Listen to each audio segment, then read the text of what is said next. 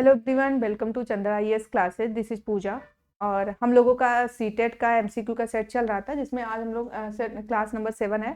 और इसके आगे मैंने 6 सेट पढ़ाया और उसको भी आप जाके देखिए, ठीक है। तो हम लोग स्टार्ट करते हैं। ओके, फर्स्ट क्वेश्चन है, नीचे दिए कथनों को पढ़िए और सही विकल्प का चयन कीजिए। ओके, जल, हाँ, कथन क्या है? जल की अपेक्षा वायु में ध्वनि की चाल अधिक तेजी से गति करती है, कारण माध्यम की दृढ़ता ध्वनि की चाल को प्रभावित करती है। माध्यम की दृढ़ता ध्वनि की चाल को प्रभावित करती है, ठीक है। ओके, ए और आर दोनों से देखिए, ध्वनि का जो चाल होता है सॉलिड में सबसे ज्यादा होता है, फिर लिक्विड में होता है, ठीक है, मैंने बताया था, और फिर गैस में होता है। ओके, तो जो ध्वनि की चाल होती है सबसे ज्यादा सॉलिड में होती है, ठीक है। जल की अपेक्षा वायु में ध्वनि की चाल अधिक होती है, अधिक तेजी से गति करती है। ये मुझे गलत लग रहा है आंसर, ठीक है। ये गलत, तेजी से तो आपका सॉलिड में, फिर लिक्विड में, फिर गैस में, ठीक है। माध्यम की दृढ़ता ध्वनि की चाल को प्रभावित करती है, ठीक है। तो इसमें ऑप्शन नंबर ए सही है। आते हम लोग नेक्स्ट क्वेश्चन पे। मानव की आहार नाल के जिस भाग में वसा का पूर्ण रूप से पाचन होता है वह होता है, देखिए आपके आहार नाल के मतलब बृहदात मतलब लार्ज इंटेस्टाइन, ठीक है। ये लार्ज इंटेस्टाइन, छोटी आंत, क्षुद्रांत मतलब छोटी आंत, मुख, अमाशय, ठीक है। आपके मुख से भोजन मैंने बताया था, आप लोगों को यहाँ इसी क्लास में पढ़ाया है, मतलब इसी उस पे, ये होता है बड़ी आंत, ठीक है, बड़ी आंत। और यहाँ से आपके डियोडिनम से स्टार्ट हो जाता है आपका छोटी आंत, ठीक है। तो ये आपका छोटी आंत होता है। देखिए छोटी आंत में आपके क्या होते हैं, ये माइक्रोबिलाई होते हैं, और इसी माइक्रोबिलाई में, इसी को मैं जूम करके यहाँ बना रही हूँ, माइक्रोबिलाई में आर्टरी और वेन लगे होते हैं। तो यहाँ पे छोटी आंत में, छोटी आंत में भोजन का पाचन होता है, ठीक है, स्मॉल इंटेस्टाइन, ठीक है, बृहद आंत में नहीं। और ये नहीं, तो ऑप्शन नंबर बी सही है, ठीक है। कैटपिलर, ओके, झिल्ली, इल्ली मतलब रेशम कीट किस पदार्थ के बने रेशों का? देखिए हमेशा मैंने बताया कि रेशम कीट क्या होता है, मतलब रेशम कहाँ से प्राप्त होता है? कीट से प्राप्त होता है, ठीक है। जो किस पे, ये भी क्वेश्चन पूछता है, मलबेरी के पौधों पे अपना क्या करता है? मैंने बताया था इसी सेट में एक क्वेश्चन मैंने लिया था कि ये कैसे प्राप्त करता है, ककून से। मैंने बताया था ककून को क्या करते हैं, गर्म पानी में डाल देते हैं, और जिससे क्या होता है, ये इसके जो ककून, जो इसमें कीड़ा होता है वो मर जाता है, और झिल मतलब क्या होता है आपके, क्या, रेशा निकल जाता है। जानते हैं जितने भी रेसे, जितने भी फाइबर वाली चीजें होती है वो प्रोटीन होती है, ठीक है। जैसे हमारे बाल भी प्रोटीन है, ठीक है, जहां भी फाइबरस चीजें होती है तो प्रोटीन। तो जैसे झिल्ली या रेशा, मतलब ये क्या आ रहा है, कीट, रेशम आ रहा है ना, रेशम फाइबर हुआ ना, तो ये भी एक प्रोटीन है, ठीक है। कार्बोहाइड्रेट, वसा और सेलुलोज नहीं है, ठीक है। We are coming next question.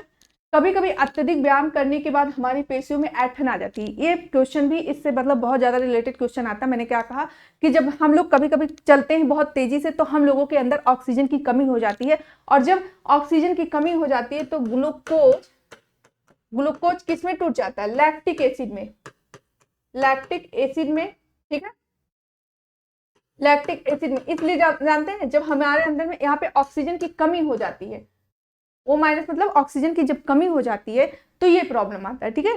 तो उस समय क्या हो जाता है, मतलब एनोरोबिक रेस्पिरेशन, अवायवीय श्वसन की वजह से होता है। जब एरोबिक रेस्पिरेशन कब कहते हैं? जब ऑक्सीजन मिले, और जब ऑक्सीजन ना मिले तो अवायवीय या एनएरोबिक रेस्पिरेशन कहते हैं, ठीक है। तो देखिए क्या होता है, ऑक्सीजन की कमी मतलब अवायवीय श्वसन, मतलब एनएरोबिक श्वसन, एनएरोबिक रेस्पिरेशन, ठीक, क्लियर, ये होता है। तो देखिए वायवीय श्वसन मतलब ऑक्सीजन की उपस्थिति में नहीं, जब हमें ऑक्सीजन, हम लोग बहुत तेजी से दौड़ते हैं या हम लोग ऐसे हाथ किए रहते हैं, ये क्वेश्चन दोबारा है, इसी से रिलेटेड क्वेश्चन था। तो क्या होता है, उस समय हमारी बॉडी में ऑक्सीजन की कमी हो जाती है, तो हमारा ग्लूकोज किसमें चेंज हो जाता है? लैक्टिक एसिड में, और इसीलिए हम लोगों को सांस लेने मतलब वो दर्द होता है यहाँ पे, ठीक है। तो वायवीय श्वसन होता है, और एल्कोहल, लैक्टिक, वायवीय नहीं, ऑक्सीजन नहीं होता तब ये प्रॉब्लम होता है। अवायवीय श्वसन होता है, ये सही है, लेकिन एल्कोहल नहीं, लैक्टिक एसिड, ठीक। एल्कोहल जानते हैं आपके उसमें फर्मेंटेशन में बात होता है, वो दूसरा होता है, वो भी अवायवीय श्वसन ही होता है, मतलब एनारोबिक रेस्पिरेशन। वायवीय श्वसन तुरंत काट दो। देखिए अवायवीय श्वसन होता है और लैक्टिक अम्ल और ऊर्जा उत्पन्न होती है, ठीक है। तो ये इसका ऑप्शन नंबर डी सही है। मानव शरीर मूत्र का वास्तविक मार्ग है, ठीक। देखिए आपके मानव शरीर में, देखिए मैं इसका बता देती हूँ, देखिए ये है किडनी, ऐसे रहता है, दो साइड किडनी, ठीक, क्या है किडनी, फिर उसके बाद आता है आपका मूत्र नली, मूत्राशय एंड मूत्र मार्ग, ठीक। देखिए किडनी, यूरेटर, ये यूरेटर, ठीक है। फिर ये कह रहा मूत्राशय, ये यूरिनरी ब्लैडर, ये यूरिनरी, इसको मैं इंग्लिश में लिख रही हूँ, सबका हिंदी लिखा हुआ है, यूरिनरी ब्लैडर, फिर यूरेटर, यूरेटर और ये किडनी, ठीक है। और इस तरह से एक जिससे निकलता है मूत्र मार्ग जिसको कहते हैं, ठीक है, यूरिथ्रा, इंग्लिश में बोलेंगे यूरिथ्रा, ठीक है। तो ये यही सीक्वेंस पूछ रहा है। तो देखिए किडनी हुआ, किडनी से किस में आ रहा है, ये मूत्र नली हुआ, ठीक। फिर ये मूत्राशय जहाँ पे कलेक्ट होता है और जिधर से निकलता है, ठीक, मूत्र मार्ग। तो ऑप्शन नंबर ए सही होगा, ठीक है। ऐसे यही सीक्वेंस मैंने फिगर बना दी, फिगर से समझ में आ जाएगा, ठीक है। हिंदी इसका किडनी मतलब वृक्क, मूत्र नली, ठीक है, मूत्राशय और मूत्र मार्ग ब्लैडर है, ठीक है। और नेक्स्ट क्वेश्चन पे, नीचे दिए गए कथनों पर विचार कीजिए। ओके, उत्तल दर्पण, अब क्वेश्चन नंबर 5, हाँ 5 था।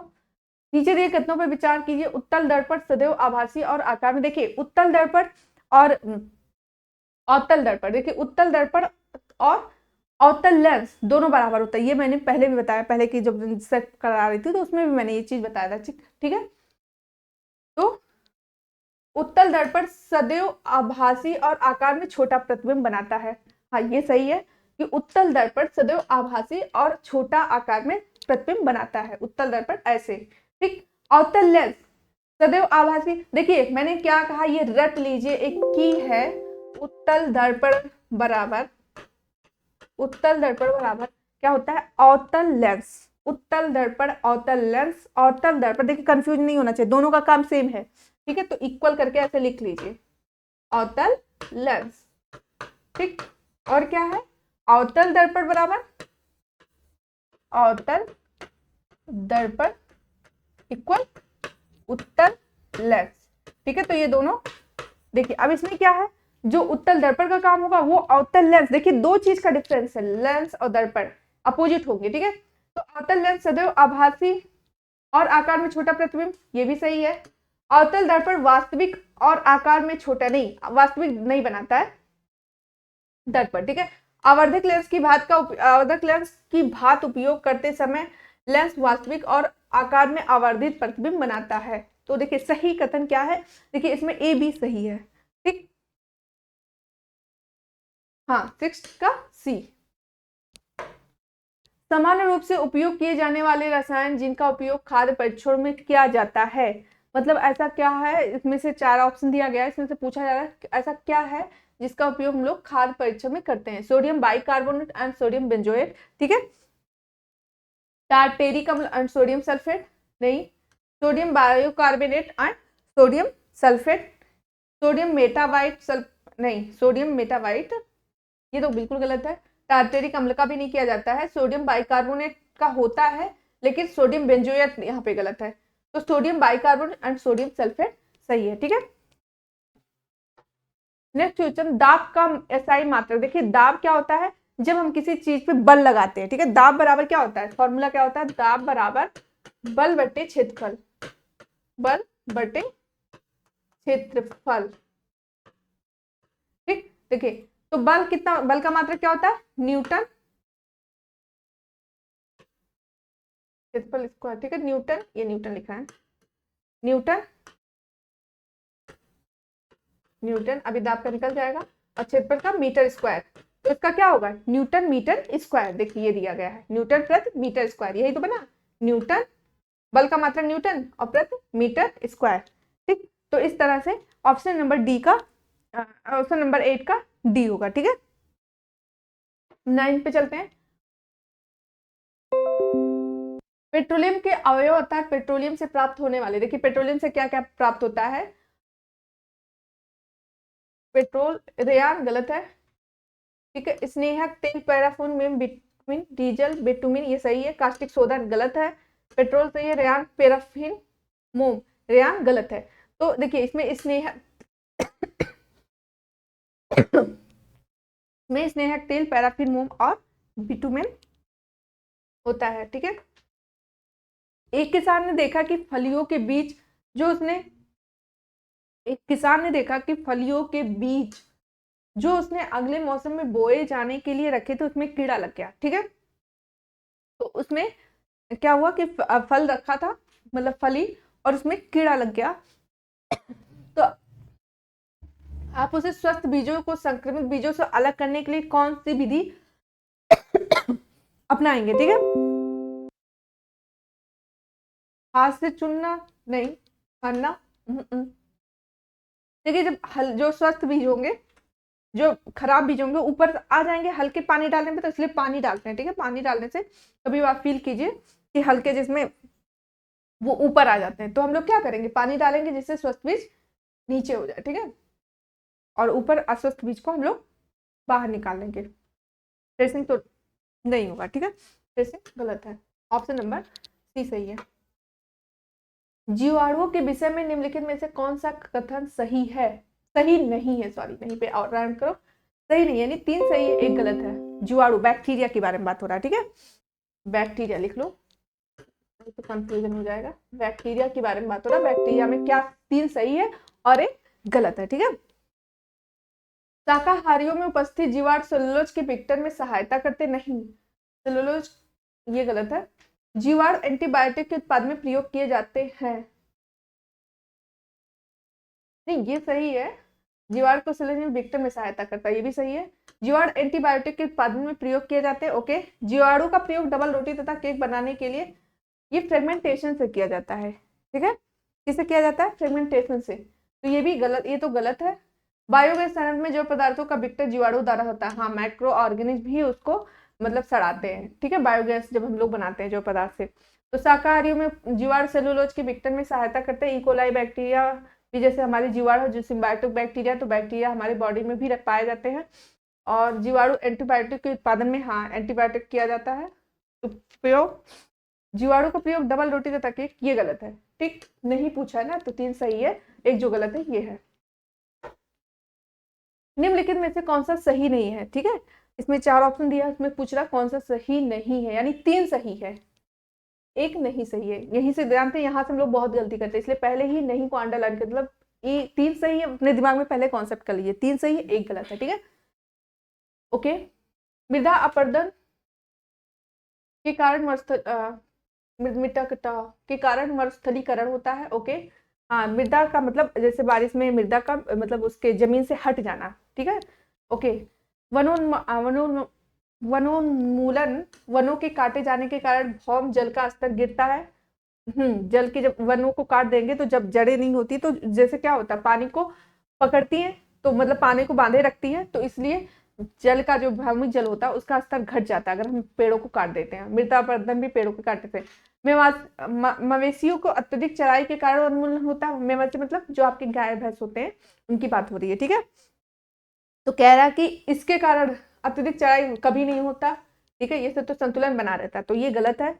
जैव विविधता की क्षति के कारण, हाँ, जैव विविधता की क्षति के कारण वनोन्मूलन होता है। ठीक है, वन का जो वनमूलन होता है मतलब कटना, वन का विनाश होना। ठीक है, यहाँ ये कह रहा है, तो यहाँ ऑप्शन नंबर डी सही है।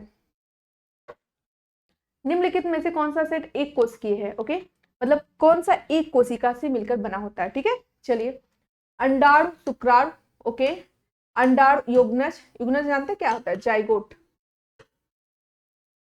ठीक है, शुक्राणु, भ्रूण, भ्रूण नहीं, देखिए ये सही है, अंडाणु और शुक्राणु ही सही है, लेकिन अंडाणु भी सही, क्योंकि सिंगल क्या होता है, एक कोश का होता है। शुक्राणु आपका जो स्पर्म भी होता है एक कोश के से होता है। ठीक है, युग्मज नहीं, जाइगोट नहीं, भ्रूण, भ्रूण भी ये होता है, तो इसलिए ऑप्शन नंबर फर्स्ट सही होगा। ठीक है, अंडाणु होता है, शुक्राणु होता है एक कोश की, ओके, जो ऑप्शन के अकॉर्डिंग। फिर हम लोग आते हैं क्वेश्चन नंबर 14। मानव में ए अंतःस्रावी ग्रंथ भी है। मानव में ए एक अंतःस्रावी ग्रंथि है, ओके, मतलब इसमें जो दिया गया है वो एक अंतःस्रावी ग्रंथि है, ओके। यह बी हार्मोन उत्पन्न करती है जिसकी कमी से सी रोग हो जाता है। ठीक है, तीनों का सीक्वेंस बैठाना है कि जो हार्मोन है वो उससे रिलेटेड जो रोग हो वो दिखाना है। ठीक है, और क्या दिखाना, कौन सा हार्मोन निकालती है। ओके, चलिए, थायराइड ग्रंथ थायरोक्सिन निकालती तो है, लेकिन इसे बौनापन नहीं, तो ये गलत है। अग्नाशय इंसुलिन निकालती है, आपका पैनक्रियाज, यहाँ पैनक्रियाज की बात कर रहा है, इंसुलिन निकालता है, सही है।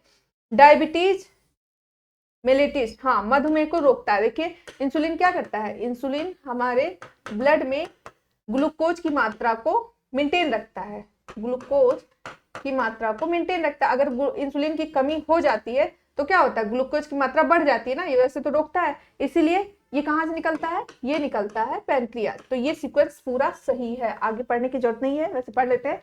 अंडाशय एस्ट्रोजन, हाँ एस्ट्रोजन निकलता है, रजोनिवृत्त मतलब मेंस्ट्रुएशन नहीं, ये गलत है। उससे उसका इससे ये अलग चीज हो गया, ठीक है। अंडाशय प्रोजेस्टान्स एंड रजोनिवृत्त, ठीक है, ये नहीं होता है, ठीक है। तो यही होता है आपका ऑप्शन नंबर बी सही है, क्योंकि आपके पैनक्रियाज से इंसुलिन निकलता है और इंसुलिन क्या कहता है, डायबिटीज रोगों को डायबिटीज के मतलब क्या कहते हैं यार, ग्लूकोज के लेवल को मेंटेन रखता है। अगर इंसुलिन नहीं है तो ग्लूकोज का लेवल ज्यादा होता है तो वही डायबिटीज हो जाता है, ठीक है। इसलिए इंसुलिन की सुई लगती है, निकलता कहाँ से, पैनक्रियाज से, ठीक है। तो ये चीज आप लोग याद रखिएगा, ठीक है। किसी कमरे में लकड़ी के जलने से उत्पन्न उष्मा कमरे के कोनों तक फैल जाती है, मुख्य क्रिया की पहचान कीजिए, उसमें के उष्मा का स्थानांतरण होता है। देखिए क्या कह रहा है कि यहाँ पे हम लोग, जैसे मैंने बताया था पहली क्लास में, संवहन कैसे होता है कि हम लोग क्या करते हैं, जब हम लोग जलाते हैं रॉड या आयरन रॉड लेते हैं, अगर वहां जला रहे तो धीरे धीरे हमारे हाथ तक पहुंच जाता है, ठीक है। तो इस संवहन हो रहा है, किसी चीज का एक कण दूसरे कण को क्या कर रही है, आगे भेज रही है, तो इसलिए वहां से स्टार्टिंग से हमारे हाथ तक पहुंच जाता है, ठीक है। तो उसी तरह ये कह रहा है, कमरे में अगर हम लकड़ी जलने से उत्पन्न उष्मा कमरे के कोनों तक फैल जाती, दूर दूर तक फैल जाती है। देखिए दो चीज होता है, और जो सूर्य की रोशनी हमें मिल रही है वो किससे आ रहा है, विकिरण, ठीक है। उष्मा के जब हम चालन पढ़ते हैं तो उसमें ये चीज है, संवहन हमें क्या होता है कि डायरेक्ट कन्वे हो रहा है, ठीक है।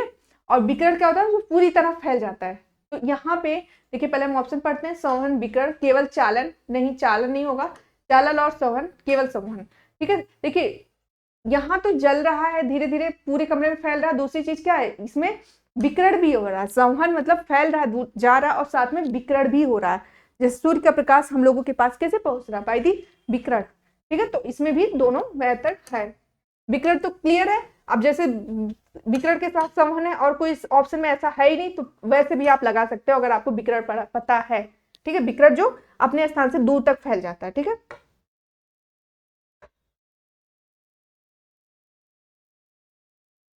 ठीक है, चक्रवात के बारे में कौन सा कथन सही है, ठीक है। चक्रवात, ओके। देखिए झंझा का क्षेत्र एक शांत क्षेत्र होता है, बहुत ही उच्च दाब का तंत्र उत्पन्न होता है, ओके, जिसके कारण चारों ओर उच्च वेग की वायु घूमती है। चक्रवात के भीतर बवंडर बन सकता है, ठीक है। तो इसमें क्या होता है, आपका जो जहां से स्टार्ट होता है वो शांत क्षेत्र होता है, ये तो सही है। उच्च दाब का तंत्र उत्पन्न होता है, ये गलत है, ओके। चक्रवात के भी बवंडर भी सुने होंगे, होता है, ओके। और पवन की दिशा चक्रवात में सहयोग करती है, एक दिशा में होता है, ठीक है। तो इसमें option A C, option number B सही है, ठीक है। निम्नलिखित में से किसी घाव के लिए एंटीसेप्टिक पूर्णरोधी या रोगाणु रोधक के रूप में लगाया जाता है। एंटीसेप्टिक, जैसे जब जल जाते सब कहते हैं जैसे कट जाता है आपका तो सब कहते हैं नमक लगा लो, ठीक है, आयोडीन, ठीक है, आयोडीन रोकता है, इस तरह से याद हो जाएगा आपको, ठीक है। जब घाव होता है उस पर आयोडीन लगाओ तो रुक जाता है, ठीक है, एंटीसेप्टिक का काम करता है, ओके। मतलब और माइक्रो ऑर्गेनिज्म भी आपकी रक्षा करता है, ठीक है, जैसे बैक्टीरिया वायरस इन्फेक्शन भी नहीं होगा।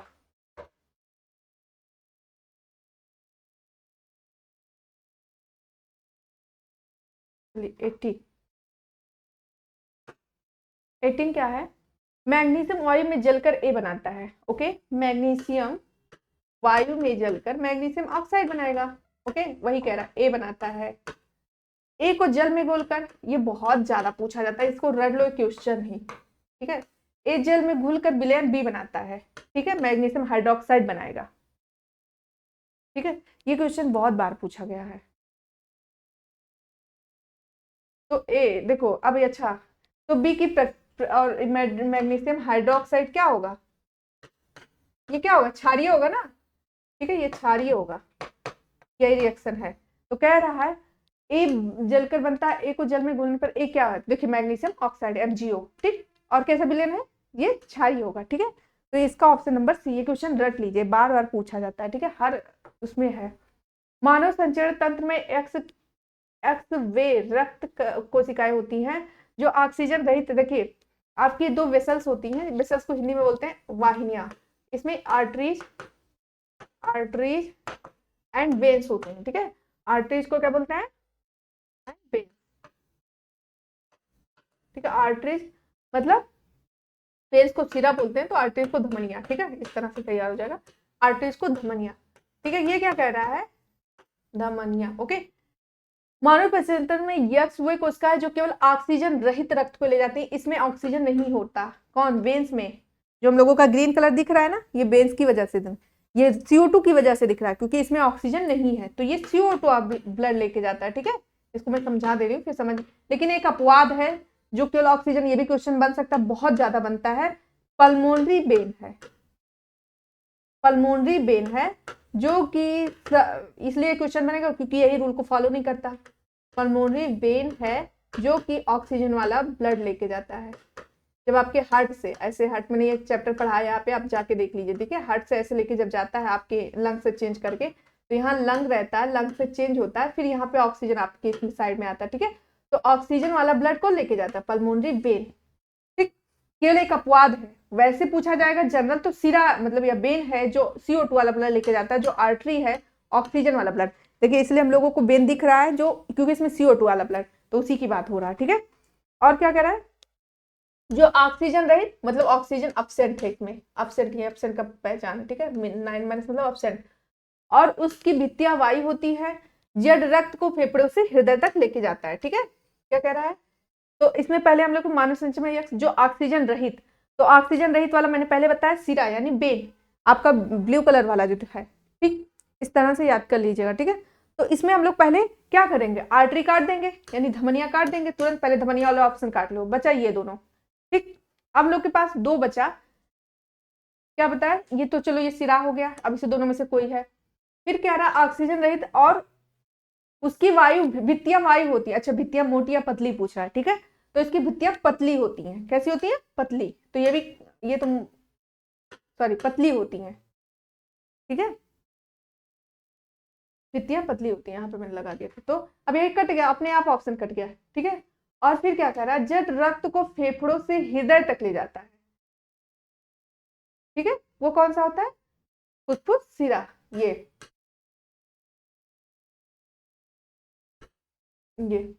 इसी की बात हुई, तो मैंने इंग्लिश में लिख दिया पल्मोनरी वेन। ये कह रहा है रक्त को हृदय तक ले जाता है। यहाँ पे आपका समझ लो फेफड़ा है, फेफड़े में ऐसे हट होता है, या ऑक्सीजन भरा हुआ, और यहाँ से आपका क्या जा रहा है? आपका यहाँ से लेके जा रहा है ऑक्सीजन, CO2 इसमें है। अब क्या करेगा? CO2 यहाँ इसको दे देगा, ऑक्सीजन ले लेगा, और ये ऑक्सीजन, यही कह रहा है, इसका नाम पल्मोनरी वेन को हिंदी में बोलते हैं फुफ्फुस सिरा, ठीक। इसकी बात हो रही। तो ये क्या कर रहा है? कौन लेके जाता है? फुफ्फुस सिरा। दो ही से आपका ऑप्शन आ जाएगा, ठीक है। फिर चलते हैं ऑप्शन नंबर 20, क्वेश्चन नंबर 20। किस विटामिन के कारण भोजन में कैल्शियम अवशोषण की दर कम होती है? सभी जानते हैं, बहुत नॉर्मल सा क्वेश्चन है। कौन सा? Vitamin D. विज्ञान जांच पड़ताल के रूप में निम्नलिखित में से कौन से कार्य इसका स्पष्टीकरण दे रहा है? ओके, विज्ञान जांच पड़ताल, पहले क्वेश्चन को अंडरलाइन करें, यहाँ पे जांच पड़ताल की बात कर रहा है, यानी हम लोगों को दिमाग क्वेश्चन से ज्यादा ये ध्यान देना, जांच पड़ताल का उसमें कॉन्सेप्ट आना चाहिए, ठीक है। ओके, चार पशुओं के चित्र में एक स्तनधारी की पहचान। क्या ये कोई जांच पड़ताल है? कोई जांच पड़ताल किया जा रहा है? नहीं, तो ये पहले काट लो। ज्ञात करिए कि क्या बर्फ के टुकड़े गर्म, देखिए यहाँ पे हम कुछ प्रैक्टिकल कर रहे हैं, कुछ हम जांच कर रहे हैं। जांच पड़ताल मतलब कुछ हम निकालना चाह रहे हैं, कुछ निष्कर्ष पे पहुंचना चाह रहे हैं, ठीक है। तो कह रहा है ज्ञात करिए कि बर्फ के टुकड़े गर्म और ठंडे पानी में डालने पर समान दर से पिघल जाते हैं। ओके, तो क्या हो रहा है? ज्ञात करिए कि क्या बर्फ के टुकड़े गर्म करने पर ठंडे पानी में डालने से समान दर पर पिघल जाते हैं। निष्कर्ष निकालना है, ठीक। निष्कर्ष निकालना है, जांच पड़ताल, हम कुछ जानना चाह रहे हैं, ठीक है। तापमान मापने के लिए विभिन्न मात्रकों की सूची बनाई है। नहीं, इसमें तो सूची बना रहे हैं, कुछ हम कोई जांच पड़ताल नहीं, कुछ हमें निकालना नहीं, कुछ निष्कर्ष नहीं निकालना, हम कुछ जांच नहीं कर रहे, ठीक है। तो ये भी गलत हो गया। उन कारकों को छानबीन कीजिए जो द्रव और वस्तुओं में डूबना, उन कारकों की छानबीन कीजिए जो द्रव में वस्तुओं का तैरना या डूबना निर्धारित। देखिए इसमें भी कुछ हम लोगों को कॉन्सेप्ट निकालना है, कुछ जानना है, ठीक है। तो इसमें ऑप्शन आपका बी और डी सही है, ठीक है। तो ऑप्शन नंबर डी में, ठीक।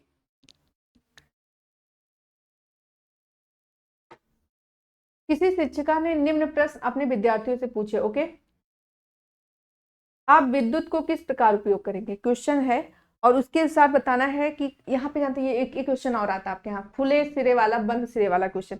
जब जानते हैं खुला क्या होता है, ओपन, ओपन माइंड से आप कुछ मतलब उसके बहुत सारे जवाब, मतलब आप समझ लो डिस्क्रिप्शन कुछ ज्यादा या डिटेल दे सकते हो आंसर, तो वो खुले वाला होता है। और बंद जिसका लिमिटेड आंसर होता है वो बंद, इस तरह से समझ लीजिए, ठीक है।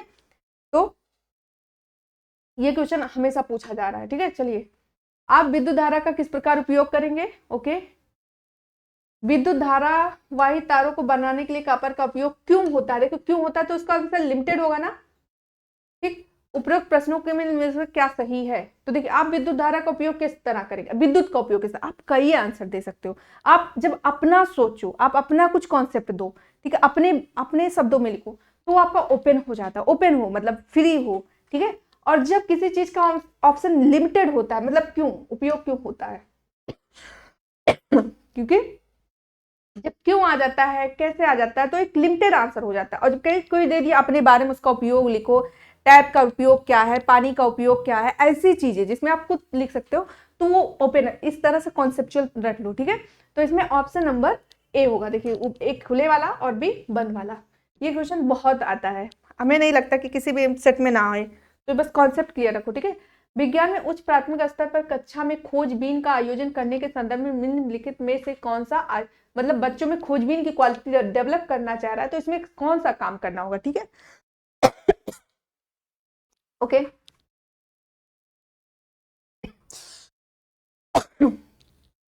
कह रहा है बच्चों में खोजबीन का, यानी बच्चों को, जैसे मेरा कोई स्टूडेंट है, मैं चाहती हूँ कि उसके अंदर खोजबीन की क्वालिटी आए, तो हम इसमें से कौन सा काम उसको देंगे, ठीक। ये हमसे पूछा जा रहा है, तो आप अपने दिमाग से सोचेंगे ज्यादा बेटर करेंगे, ठीक है। क्योंकि पेडागोजी में कभी कभी चीजें जो हम सोचते हैं वो गलत हो जाता है, ठीक।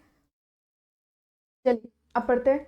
विद्यार्थियों द्वारा सही परिणाम के प्रदर्शन पर बल देना नहीं, मतलब बच्चा अच्छा करे इसी पे नहीं, कुछ खोज कर रहा है ना, तो गलतियां भी होंगी, तो डायरेक्ट परिणाम नहीं, परिणाम यहाँ पे निगेटिव वर्ड आ जाता है, ठीक है। ऐसे कार्य देना जिसमें नूतन उपकरणों की आवश्यकता हो। पहले पढ़ते हैं।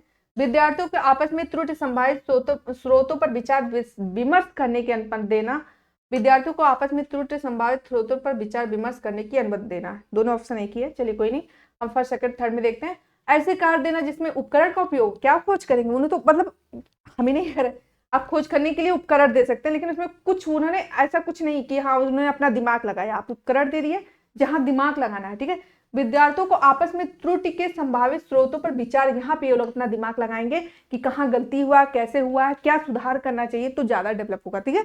तो इसमें 23 का ऑप्शन नंबर सी क्लियर है। ओके, नेक्स्ट, निम्नलिखित में से क्या विद्यार्थियों में ऊर्जा संरक्षण व्यवहार का मूल्यांकन करने के लिए मतलब ऊर्जा को संरक्षण करने के लिए, ठीक है, सर्वाधिक उपयुक्त होगा। ओके, हम लोग चाहते हैं बच्चों में ऊर्जा संरक्षण का क्या होगा, क्वालिटी आए, तो उसके लिए हम क्या करेंगे, उनको मूल्यांकन करने के लिए, तो सबसे पहले हम क्या करेंगे, उन्हें प्रश्नावली देंगे तथा अंकों का विश्लेषण करना। उन्हें काम दे दिया और फिर हम उनके अंक का विश्लेषण करें। आप अपने आप को एक टीचर की जगह रख के देखना, तो आप सही आंसर करेंगे, ठीक है। मैं तो ये नहीं करूंगी कि विद्यार्थियों को दे दूंगी और उसका अंकों का विश्लेषण नहीं। उसको कक्षा में पढ़ाने वाले सभी शिक्षकों का, उस कक्षा में पढ़ाने शिक्षक का इंटरव्यू तो पहले ही गलत, ठीक है। यहाँ पे ऐसा कुछ नहीं करना है, ठीक। हमें विद्यार्थी के में संरक्षण व्यवहार का गुण डेवलप करना है, ठीक है। विद्यार्थियों को अवलोकन करना और उनके जीवन की कथाओं का रिकॉर्ड करना। विद्यार्थियों में सच्चा पर निबंध लिखने के लिए कहा कहना। ओके,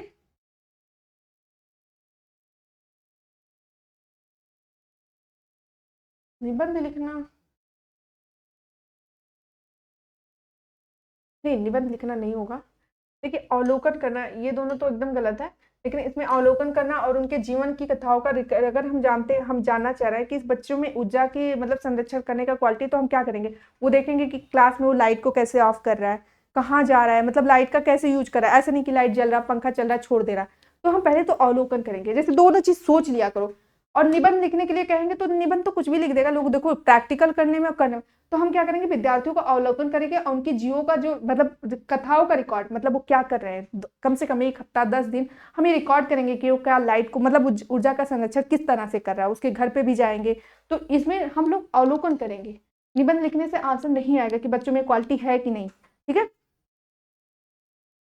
राष्ट्रीय पाठचर्या रूपरेखा 2005 के अनुसार विज्ञान का पाठ्यक्रम निम्नलिखित में से सभी के लिए होना चाहिए। ओके, सिवाय, ओके वही तो, यानी 3 सही है 1 गलत है। ठीक है, इस तरह जरूर कर लीजिएगा, अक्सर ऐसे गलत होता है, आपको आता हुआ आंसर गलत हो जाता है। ठीक है, सिवाय पे तो क्योंकि मैं फिर गलत पढ़ के फिर यहाँ पे मैं आंसर खोजती तो गलत हो जाता, सिवाय। ठीक, 3 है 1 गलत है। ठीक है, निष्पक्षता हासिल करने के लिए विज्ञान का पाठ्यक्रम क्यों होना चाहिए। ओके, ये ध्यान देना। ठीक है, निष्पक्षता हासिल करने के लिए, नवीन खोज के लिए प्रोत्साहित करना। देखिए विज्ञान में तो एक ये प्लस पॉइंट है, कभी कभी जानते हैं चारों आंसर सही होता है और 4 में सबसे ज्यादा कौन सा सही होता है, वो क्वेश्चन बहुत टफ होता है। ठीक है, नवीन खोज के लिए देखिए ये भी सही लग रहा है। परीक्षा में छात्रों को अंकों को सुधार करने के विज्ञान का पाठ्यक्रम। ओके, परीक्षा तंत्र में सुधारों को प्रोत्साहित करने के लिए। देखिए ये दोनों तो गलत है, बचा आपका फर्स्ट, सेकंड और थर्ड। नवीन खोज के लिए प्रोत्साहित करने के लिए विज्ञान का तो ये एक पाठ्यक्रम में इसका ये भी रीजन है। ठीक है, परीक्षाओं में छात्रों के अंकों को सुधारने के लिए, नहीं ये गलत है।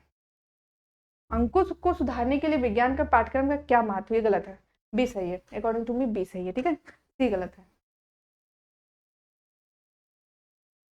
नवीन खोज के लिए प्रोत्साहित करना, विज्ञान का ये मतलब ही होता है यार, कुछ डेवलप, क्योंकि यहाँ पे निष्पक्षता हासिल भी अगर देखा जाए तो सही है, पर अंकों को सुधार करने के लिए मैं नहीं कभी कहूंगी कि विज्ञान का पाठ्यक्रम केवल हमें नंबर लाना। हम तो नंबर को महत्व ही नहीं देते, क्योंकि आपका जब तक कॉन्सेप्ट, नंबर तो आदमी रट्टा मार के भी ले आता, तो यहाँ पे नहीं, वैज्ञानिक क्वालिटी डेवलप करना ही मैं मान सकती हूँ। ठीक है, और यहाँ पे अंकों में एकदम नेगेटिव आंसर, तो आंसर नंबर सी गलत है। हो सकता है भाई अपनी अपनी उस अकॉर्डिंग, लेकिन मेरे हिसाब से देखो 25 का बी ही होगा। ठीक, विज्ञान पाठ्यक्रम में ऐतिहासिक वैधता इंगित करता है, मतलब ऐतिहासिक जो क्वालिटी मतलब चीजें होती हैं, जैसे कोई चीज विज्ञान के बारे में जो लिखा गया है उसकी बात हो रही है। ठीक है, विज्ञान की प्रक्रिया में शिक्षार्थियों का जुड़ाव, उससे विज्ञान की प्रक्रिया में शिक्षार्थियों का यह सम्मिलित करना कि किस प्रकार समय के साथ विज्ञान की संकल्पना, हाँ ऐतिहासिक विज्ञान, हम लोग वही तो मैं कह रही हूँ कि इतिहास, जैसे ये राइटर ये खोजे थे, ये साइंटिस्ट ये किए, ये साइंटिस्ट, यही ऐतिहासिक, बहुत सारे हम लोग साइंटिस्ट पढ़ते हैं, रॉबर्ट हुक, बहुत सारे। ठीक, तो वही कह रहा है ऐतिहासिक वैधता, हम लोगों को मतलब हम लोग जो सब साइंटिस्ट के बारे में पढ़ते हैं या जो खोज होता है उसके बारे में पढ़ते हैं, तो हम लोग को दिमाग में अभी प्रेजेंट में क्या आ रहा है, समझ में, ये कॉन्सेप्ट है क्वेश्चन का। विज्ञान की प्रक्रिया में शिक्षार्थियों का जुड़ाव और विज्ञान का ज्ञान उत्पन्न करना चलते हैं, यह सम्मिलित करना कि समय के साथ विज्ञान की संकल्पनाएं विकसित होती हैं। चलिए आगे पढ़ते हैं, शिक्षार्थियों में संज्ञानात्मक। अब देखिए इस आंसर में आपको सब सही लग रहा है, लेकिन कॉन्सेप्ट एग्जाम जैसे जो क्वेश्चन का एकदम कॉन्सेप्ट क्लियर है उसके अकॉर्डिंग हम लोग को आंसर देना। ठीक है, तो संज्ञानात्मक स्तर भी अगर देखा जाए तो प्लस पॉइंट आंसर हो सकता है। बच्चों में स्थानीय पर्यावरण से संबंधित विषय बस अगर देखा जाए तो हम लोग यहाँ पे ऐतिहासिक वैधता पे ध्यान दीजिए। विज्ञान, ये सारी क्वालिटी विज्ञान के ही दिया गया है, लेकिन ऐतिहासिक वैधता के अकॉर्डिंग आंसर देना। ठीक है, तो इसमें होगा यह सम्मिलित करना किस प्रकार समय के साथ, देखिए इतिहास क्या हो रहा है, समय के साथ बदल रहा चीज है ना, तो आप यहाँ पे प्लस पॉइंट आंसर पकड़ लो, समय के साथ विज्ञान की संकल्पनाएं विकसित करना। इतिहास समय के साथ ही बदलता रहता है। ठीक है, मतलब जो इतिहास लिख गया उसकी नहीं बात कर रहे हैं, साइंस की बात कर रहे हैं, साइंस की इतिहास। ठीक है, शिक्षक अपने विद्यार्थियों की परिकल्पना प्रक्रिया कौशल का विकास कर सकता है, मतलब किस मेथड द्वारा। ओके, यानी एक कोई मेथड है जिसके द्वारा बच्चों में ये क्वालिटी डेवलप हो सकती है। ठीक है, परिकल्पना, परिकल्पना मतलब कल्पना करना। ओके, विद्यार्थियों में प्रेक्षणों के निष्कर्षों को सुनने से नहीं, विद्यार्थियों में प्रश्नों की गंभीरता, नहीं ये तो एकदम निगेटिव आंसर है, गंभीरता पूर्वक नहीं लेंगे। विद्यार्थियों को उनके प्रश्नों को स्पष्ट करने में मदद करना, ये सही हो सकता है, लेकिन आगे पढ़ते हैं। प्रमाणों की रोशनी में संभावित स्पष्टीकरण के जांच के लिए जानते हैं सुविधा प्रदाता, यानी हम अपने अंडर में बच्चों को लेकर जब काम करेंगे अगर वो आंसर है ना तो वो सबसे पॉजिटिव होगा, लेकिन क्वेश्चन के अकॉर्डिंग भी हमें ध्यान है, तो आंसर नंबर डी। क्या करें, जांच करने विद्यार्थियों को प्रोत्साहित करके। ठीक, 28, शिक्षक ने विद्यार्थियों को किसी छोटे प्राणी को उसके प्राकृतिक वास में अवलोकन कर उसके विषय में अपने प्रश्न अपने समूह साथियों के साथ साझा करने के लिए कहा, या करना मदद कर सकता है। ओके, ठीक, देखिए शिक्षक विद्यार्थियों को किसी छोटे प्राणी और उनके प्राकृतिक, मतलब कोई एक प्राणी ले लिया उसके वास मतलब वो कहाँ रहता है अवलोकन कर उसके, और फिर कह रहा है जैसे कोई प्राणी ले, जैसे केचुआ ले लिया, कह रहा है उसको अवलोकित करो और उसके बारे में लिखो। ठीक है, और उसके विषय में अपने प्रश्न और अपने समूहों के साथियों के साथ साझा करने के लिए। और कह रहा है जो तुम लिखो जो कुछ करो उससे क्वेश्चन पूछो, अपने फ्रेंडों के साथ इसको साझा करो। यह करना मदद कर सकता है। जानते हैं आप जब भी क्वेश्चन पढ़े किसी अपने स्टूडेंट को सोच के, या मतलब जो भी है अपने से छोटों को सोच के या अपने आप को वहां रख के देखिए, तब ज्यादा सही जाएगा। ठीक है, अब क्या कर रहा है, शिक्षार्थियों में प्रतिस्पर्धा की भावना बढ़ाना,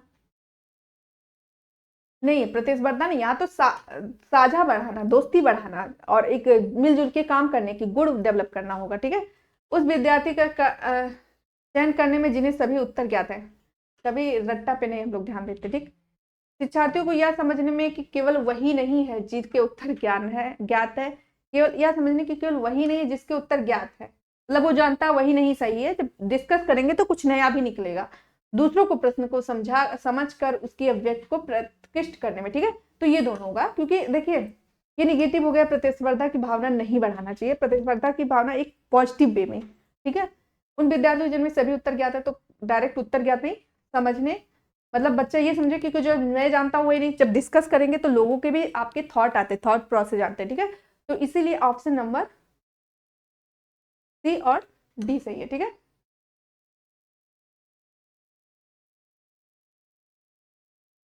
किसी समूह के लिए विज्ञान की क्रियाकलापों की योजना बनाते हुए किसी शिक्षक को निम्नलिखित में किस पर विचार करना चाहिए। उसमें दैनिक जीवन की सामग्री और उपकरण का उपयोग करना चाहिए। किसी योजना बनाते हुए शिक्षक को निम्नलिखित किस पर, विज्ञान क्रियाकलाप की योजना हम बना रहे हैं तो उसमें हम क्या क्या करेंगे उसमें। ठीक है, दैनिक जीवन की सामग्री और उपकरण का ही उपयोग करना चाहिए, ये भी एक देखिए सही है। अगर हम किसी बच्चे को विज्ञान को समझाना चाहे तो जैसे मैं कह रही हूँ, देखिए हम लोग जैसे सॉलिड लिक्विड गैस, मैं क्या बोलूंगी, यहाँ पे जितनी भी चीजें हैं सॉलिड है, तो जब हम कुछ चीजें जैसे मेरे हाथ में पेन है, मैं पेन को ही दिखा के सॉलिड बताऊंगी, यानी दैनिक चीजों का यूज करेंगे तो वो बेटर होगा। ठीक, इसलिए दैनिक चीजों का ही प्रयोग करना जो इजिली सभी को पता चले, जो सबको मालूम हो। ये नहीं कि आप लैब का कोई चीज बता दो जो किसी को पता ही ना हो। तो हमें दैनिक चीजों का प्रयोग करना चाहिए विद्यार्थियों को समझाने में, जो कि हम करते हैं। ठीक है, उसके बाद उन्हें विद्यार्थियों द्वारा विभिन्न प्रकार से योजनाबद्ध और संपन्न कर सके। बच्चों से बोलो कि जाओ तुम लोग सॉलिड को इकट्ठा करो, लिक्विड को इकट्ठा करो, गैस को इकट्ठा करो, इस तरह से उन्हें हम बोले। ठीक है, फिर कहते हैं उसमें से विद्यार्थियों को विचार विमर्श करने की अधिक गुंजाइश नहीं। क्यों नहीं है भाई, जब मैं बोल रही तुम लोग कलेक्ट करो तो उनमें है नहीं, ऑप्शन निगेटिव आ गया। विद्यार्थियों के चरण दर चरण निर्देश देने चाहिए। उन्हें पहले काम करने दो, मैं क्या करूँ सुविधा प्रदाता, हम उन्हें हेल्प करें। ठीक है, अगर देखा जाए तो अगर डी भी होता तो एक बार मान सकते थे, लेकिन ये तो एकदम लेकिन ऐसा दिया ही नहीं है, दो दो का ऑप्शन दिया गया है। ठीक है, तो ऑप्शन ए बी। ठीक, 29 का सी। ओके, 29 का सी। विज्ञान में जेंडर समाप्त शिक्षण में निम्नलिखित में से क्या सम्मिलित कर सकता है। ओके, अगर मैं क्लास में जेंडर, आजकल जेंडर है ही नहीं, लेकिन अगर समाप्त करना है तो हम क्या कर सकते हैं। ओके, लड़कियों को अधिक अवसर प्रदान करना, कक्षा में जेंडर संबंधित साधनों का उपयोग करना, गलत है, कोई साधन नहीं उपयोग करना। विद्यार्थियों में रूढ़वादिता को विषय में विचार, विज्ञान की रूढ़वादिता, विज्ञान की क्या है, जेंडर खत्म करना है, तो रूढ़वादिता तो है ही, जेंडर करना मतलब पूर्वानुमान है, गलत है। लड़के लड़कियों को पृथक कर रूप से उपचारी, हमें अलग करना, तो हम अलग क्यों, हमें साथ बैठाना चाहिए। अगर यहाँ होता लड़के लड़कियों को साथ बैठाना और साथ अवसर प्रदान करना तो सही होता। ठीक है, तो ये भी गलत है। ओके, रूढ़वादिता जहां आ गया वो तुरंत गलत है, तो यही ऑप्शन नंबर ए सही है। ठीक है, ऑप्शन नंबर ए मतलब सी में ए लिखा है। ठीक है, तो आज हमारा क्वेश्चन यही फिनिश होता है, और ये 30 क्वेश्चन का सेट था, और कल हम लोग नए सेशन के साथ आएंगे। ठीक है, थैंक यू।